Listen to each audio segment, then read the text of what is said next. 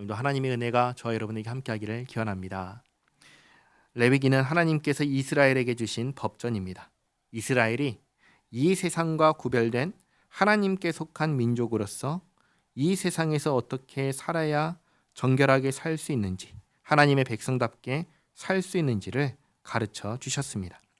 지난주에는 8개의 여호와의 절기를 보았습니다. 모든 절기는 다 하나님의 일하심과 관련이 있습니다.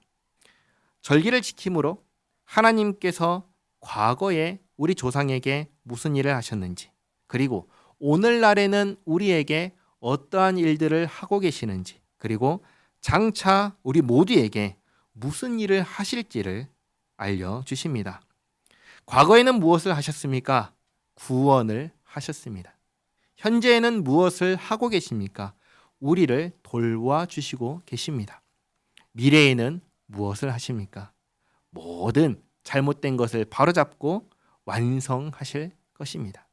그래서 이 땅에 새 하늘과 새 땅이 펼쳐지고 완성된 하나님의 나라가 이루어질 것입니다. 그곳에서 하나님과 함께 영원히 살게 될 것입니다. 이것을 절기를 통해서 가르쳐 주셨습니다. 오늘 레위기 24장에서는 가장 먼저 성소 안에 있는 등잔대를 관리하는 것을 말씀하십니다. 출애굽기 27장을 보시면 하나님께서 등잔대의 불을 저녁부터 아침까지 항상 켜게 하셨습니다. 출애굽기 27장 20절 21절 말씀 같이 읽겠습니다.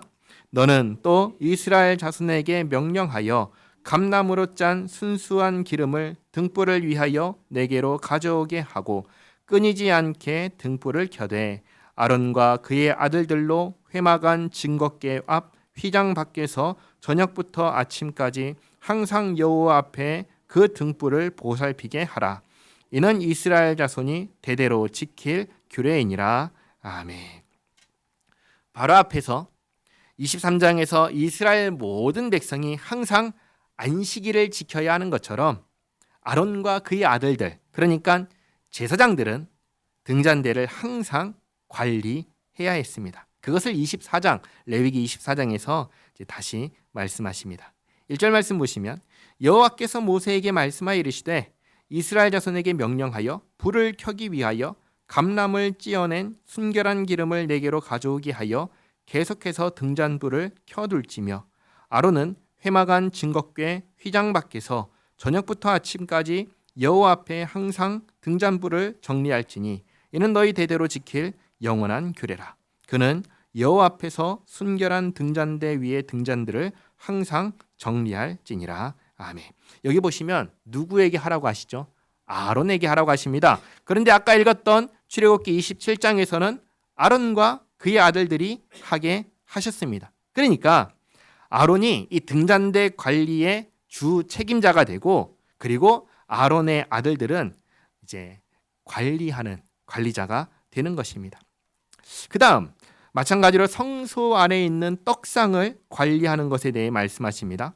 떡상에 12개의 진설병을 진설합니다. 이것은 안식일마다 진설합니다. 그러니까 안식일이 되면 이제 새로운 떡을 가지고 오잖아요. 그것을 일주일 동안 쌓아놓고 그냥 쭉 두는 것입니다. 그리고 그 다음 안식일이 되면 새 것을 진설하고 이미 일주일 지난 것은 어떻게 해요? 그것은 제사장이 먹게 하십니다. 그게 이제 5절 말씀부터 하시는 말씀입니다. 너는 고운 가루를 가져다가 떡 12개를 굽되 각 덩이를 10분의 2 에바로 하여. 우리는 10분의 2 에바가 얼마나 되는지 잘 모르는데 2리터짜리 생수병 2개보다 조금 더 많다고 합니다. 그것을 12덩이를 만드는데 한 덩이로 그렇게 만드는 거예요. 그 10분의 2 에바로 12개를 만드는 게 아니라 한 덩이가 10분의 2 에바로 만드는 겁니다. 그러니까 그 양이 엄청나게 큰 것이죠. 그렇게 해서 12개를 만드니 상당히 클 것입니다. 그리고 그것을 6절에 여호와 앞 순결한 상 위에 2줄로 한 줄에 6씩 진설하고 너는 또 정결한 유향을 그 각 줄 위에 두어 기념물로 여호와께 화제를 삼을 것이며. 그림 1번을 한번 보시겠어요? 진설병 위에 그 떡상 위에 떡을 두 줄로 쌌습니다. 떡이 상당히 크니까 그냥 떡 위에 떡을 그냥 쌓으면 밑에 있는 떡은 어떻게 될까요? 퍼지겠지요. 퍼질 것입니다. 그래서 아마도 이렇게 그림 1번에 있는 것처럼 칸을 만들어서 넣었을 것입니다. 그리고 맨 위에는 유향을 올려놓게 하셨습니다. 그리고 8절을 잘 보시기 바랍니다. 8절 보시면 안식일마다 이 떡을 여호와 앞에 항상 진설할지니. 떡을 진설하는 곳이 어디냐면 성소 안입니다. 성소 안. 성소의 안쪽에는 지성소가 있습니다. 지성소에는 법궤가 있습니다. 그림 2에 있는 그게 법궤입니다. 법궤 위에는 시은좌가 있고 시은좌 위에는 두 그룹이 날개를 펴고 있는데 하나님께서 이 두 그룹 사이에서 말씀하십니다. 그러니까 이 지성소라는 공간은 어떤 공간이냐면 하나님께서 임재하시는 곳입니다. 그리고 하나님께서 임재하시는 지성소 앞에 진설하는 거니까 정말로 말 그대로 하나님 앞에 진설하는 것입니다. 그리고 이것은 누구를 위해서 진설하는 거냐면 하나님을 위해서 하는 게 아닙니다. 이스라엘을 위해서 하는 것입니다. 그래서 8절 하반절을 보시면 이는 이스라엘 자손을 위한 것이요. 그러니까 이 떡은 누가 베푸시는 떡이냐면 하나님께서 이스라엘을 위하여 베푸시는 떡입니다. 그리고 이 떡이 뭘 가리키는가? 8절 하반절에 영원한 언약이니라. 언약은 어떤 언약입니까? 하나님께서 우리의 하나님이 되시고 우리는 하나님의 백성이 된다는 언약입니다. 신의 산에서 맺은 언약입니다. 이 언약을 가리키는 게 바로 이 떡인 것입니다. 떡은 뭘 가리키냐면 먹는 것입니다. 식사하는 것입니다. 하나님과 언약을 맺었을 때 하나님 앞에서 먹고 마셨습니다. 그것을 상징하는 것입니다. 출애굽기 24장 9절에서 11절까지 말씀을 같이 한번 읽어보겠습니다. 모세와 아론과 나답과 아비후와 이스라엘 장로 70인이 올라가서 이스라엘의 하나님을 보니 그의 발 아래에는 청옥을 편듯하고 하늘같이 청명하더라. 하나님이 이스라엘 자손들의 존귀한 자들에게 손을 대지 아니하셨고 그들은 하나님을 뵙고 먹고 마셨더라. 아멘. 그러니까 이렇게 하나님과 맺은 이 언약을 하나님께서 기억하신다라는 것입니다. 그리고 이날에 하나님께서 베푸신 식사를 했던 것을 기억하라는 것입니다. 그리고 하나님께서 지금도 우리에게 그 식사를 베풀고 계신다는 것입니다. 그래서 영원한 언약이다라고 하는 겁니다. 안식일에 떡을 진설합니다. 그리고 6일이 지납니다. 7일째 되는 날 새로운 안식일에 새로운 떡을 진설합니다. 그러면 지난 떡은 어떻게 하지요? 언약을 상징하는 이 떡, 영원한 언약을 상징하는 떡을 버릴 수 없습니다. 그러면 그걸 어떻게 하냐면 제사장에게 돌립니다. 하나님과 신의 산에서 언약을 맺을 때 이스라엘을 대표하는 사람들이 하나님 앞에 올라가서 그 식사를 했던 것처럼 이스라엘을 대표하는 제사장들이 그 떡을 먹습니다. 9절에 이 떡은 아론과 그의 자손에게 돌리고 그들은 그것을 거룩한 곳에서 먹을지니 이는 여호와의 화제 중 그에게 돌리는 것으로서 지극히 거룩함이니라. 이는 영원한 규례니라. 이렇게 성서에서 아론과 그의 아들들이 제사장들이 항상 지켜 행해야 하는 것을 가르쳐 주셨습니다. 이렇게 가르쳐 주신 다음에 하나님의 이름을 저주하고 모독하는 사건이 일어납니다. 10절 말씀. 이스라엘 자손 중에 그의 어머니가 이스라엘 여인이요 그의 아버지는 애굽 사람인 어떤 사람이 나가서 한 이스라엘 사람과 진영 중에서 싸우다가. 이걸 보면은 애굽에서 이스라엘 백성들이 탈출할 때 이스라엘 사람들만 탈출한 것이 아니라는 것을 알 수 있습니다. 이스라엘이 탈출할 때 애굽 사람 중에 일부도 같이 나왔습니다. 애굽인뿐만 아니라 여러 민족이 함께 나왔습니다. 성경은 그들을 잡족이라고 기록합니다. 출애굽기 12장 38절 말씀 같이 한번 읽겠습니다. 수많은 잡족과 양과 소와 심이 많은 가축이 그들과 함께 하였으며 아멘. 그러니까 애굽에서 하나님께서 이스라엘 백성들을 내보내실 때 이스라엘 민족이 아닌 사람들도 같이 나온 것입니다. 그리고 애굽인 남자와 이스라엘 여자 사이에서 태어난 한 사람이 있는데 이 사람이 다른 이스라엘 사람과 지금 싸웁니다. 싸우는데 11절에 그 이스라엘 여인의 아들이, 그러니까 아버지는 애굽인이고 어머니는 이스라엘인 이 아들이 여호와 이름을 모독하며 저주함으로 무리가 끌고 모세에게로 가니라. 그의 어머니의 이름은 슬로미시요 단지파 디브리의 딸이었더라. 그러니까 하나님의 이름을 모독하고 저주한 사람은 누구냐면 이제 슬로밋의 아들인 것이죠. 그들이 그를 가두고 여호와의 명령을 기다리더니, 이런 일은 처음이니까 어떻게 해야 할지 몰랐습니다. 그래서 하나님께서 어떻게 하라고 명령하실지를 기다립니다. 13절, 여호와께서 모세에게 말씀하여 이르시되 그 저주한 사람을, 슬로밋의 아들을 진영 밖으로 끌어내어 그것을 들은, 하나님의 이름을 모독하고 저주하는 말을 들은 모든 사람이 그들의 손을 그의 머리에 얹게 하고 온 회중이 돌로 그를 칠지니라.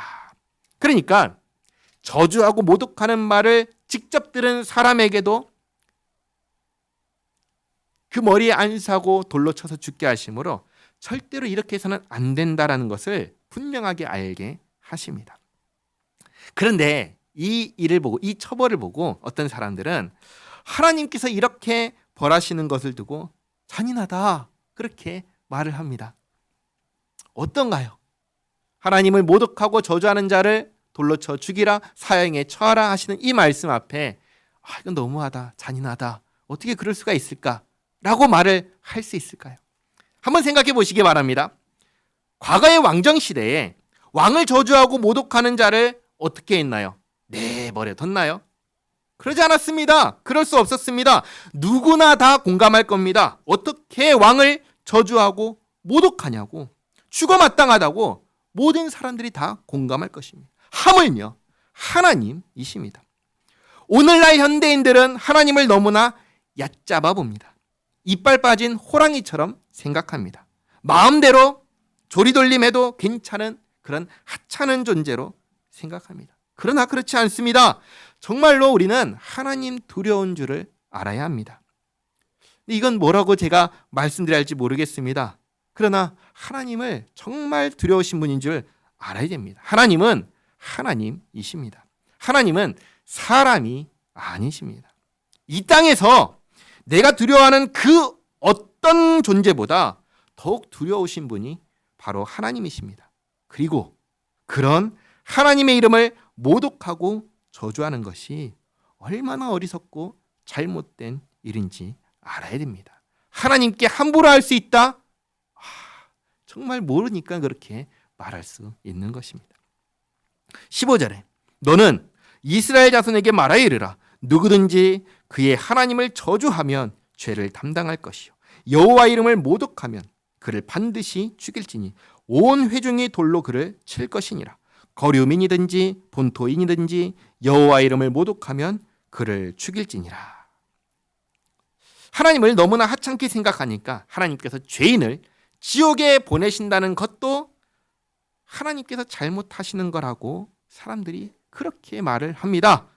왜? 다 구원하시지, 모든 죄인을 다 구원하시지 왜 그러지 않으시냐고 하나님께 따지는 겁니다. 죄인을 지옥에 보내는 하나님은 나는 못 믿겠다라고 그렇게 말을 하는 겁니다. 하나님을 하찮게 생각하니까 이런 식으로 생각하는 것입니다. 그러나 하나님께서는 분명하게 말씀하십니다. 하나님을 저주하는 자는 그 죄를 담당할 것이요 하나님의 이름을 모독하면 반드시 죽일지니라. 기억하시기 바랍니다. 하나님은 하나님이십니다. 하나님은 우리의 왕이십니다. 우리의 창조주이십니다. 이것을 잊지 마시기 바랍니다.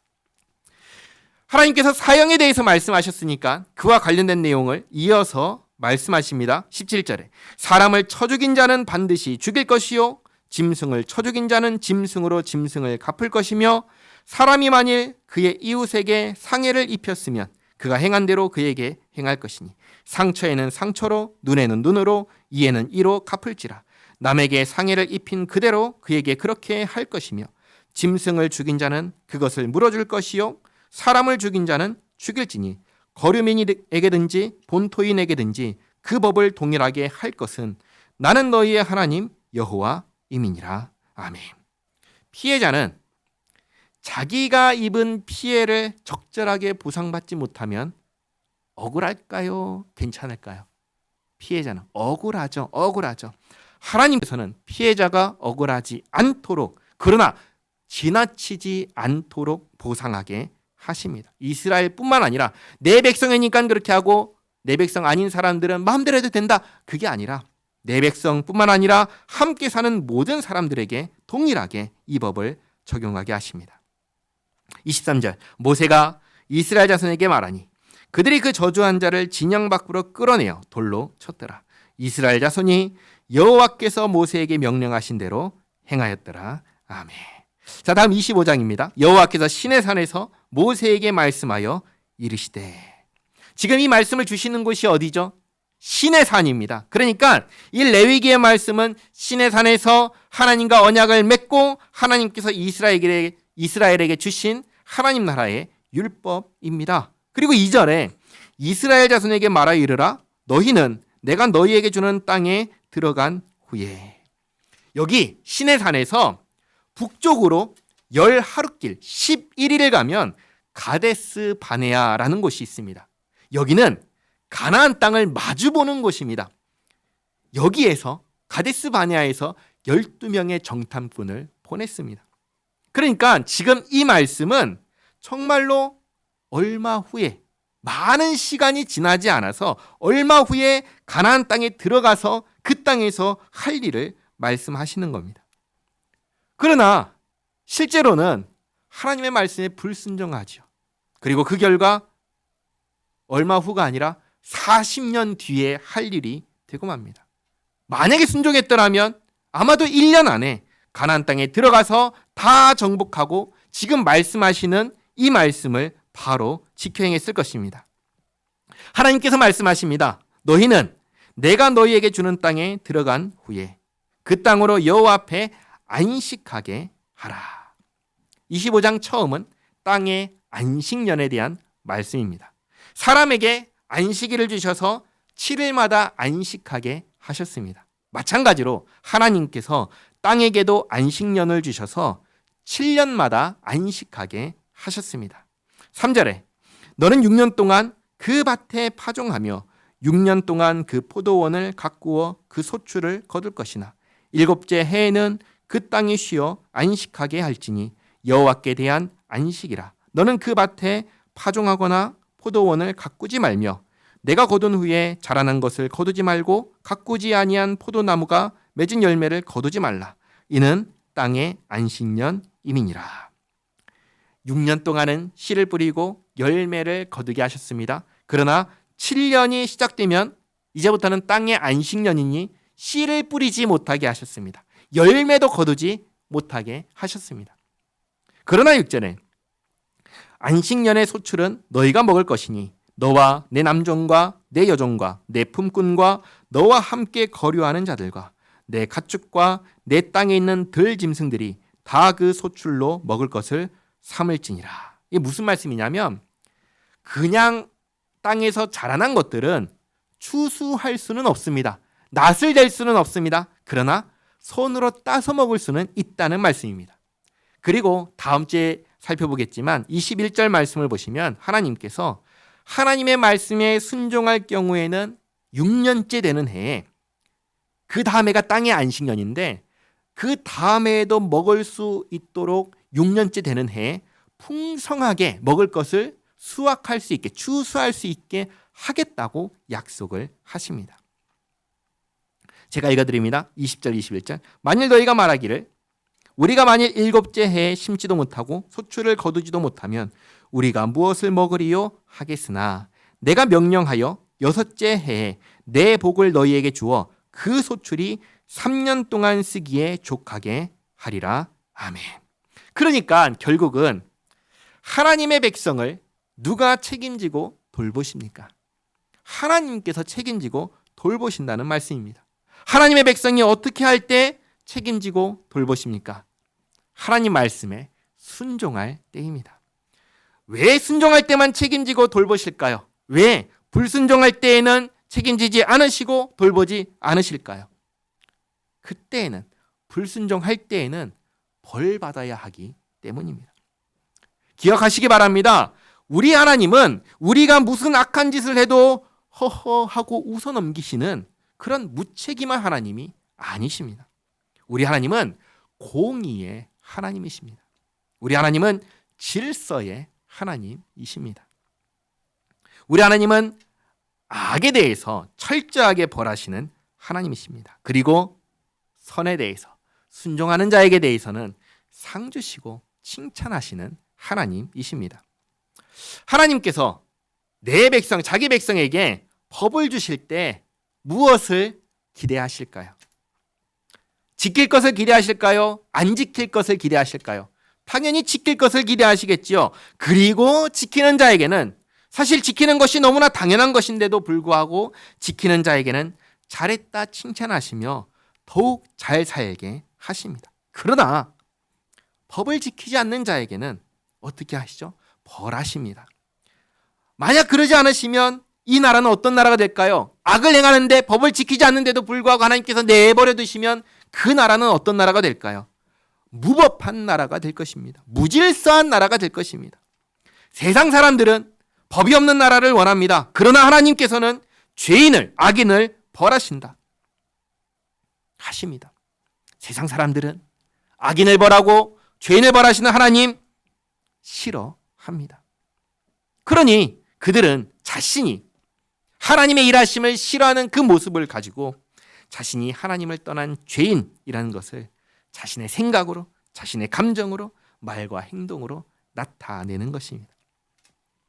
하나님께서는 우리에게 하나님의 법을 주시며 이것을 지켜 행하라고 하십니다. 왜 우리에게 지켜 행하라 하십니까? 우리가 하나님의 백성이기 때문입니다. 우리는 하나님을 나의 하나님으로, 나의 주님으로 고백하는 하나님의 사람들입니다. 하나님의 사람은 하나님 말씀에 순종합니다. 이것이 당연한 것입니다. 이 당연한 것을, 하나님 말씀에 순종하며 살아가는 이 생활을 하는 우리 모두가 되기를 바랍니다. 기도하겠습니다. 참 좋으신 하나님, 지성소에 있는 두 그룹 사이에 임재하시는 하나님, 우리를 위하여 언약의 떡을 베푸시는 참 좋으신 하나님, 우리를 대표하는 제사장 가문에게 그 언약의 떡을 먹게 하시어 하나님과 우리 사이에 영원한 언약이 있음을 항상 기억하게 하시는 하나님, 우리 가운데 그 누구도 하나님을 찾지 않고 원하지 않았는데, 그래서 나 홀로 내 마음대로 살아가던 인생이었는데 그런 우리를 내버려 두지 아니하시고 우리의 하나님이 되어주시려고 찾아와 주신 하나님, 애굽에서 구원하시는 은혜의 역사를 보고도, 홍해를 건너는 기적을 경험하고도, 신의 산까지 독수리 날개로 품어 인도하심을 맛보고도, 하나님께 순종하겠다고 약속하고도 너무나 쉽게 하나님을 배신하고 불순종하는 우리를 그럼에도 불구하고 용서하시고 살 길을 주시는 하나님, 약속의 땅에 살게 하시며 내 말을 지켜 행하라 하시는 말씀을 듣습니다. 그 말씀 우리 심령에 새겨 주시옵고 우리를 변화시켜 주시옵고 인도하여 주시어서 참으로 감사하신 하나님의 말씀을 따라 살게 하옵소서. 예수님의 이름으로 기도하옵나이다. 아멘.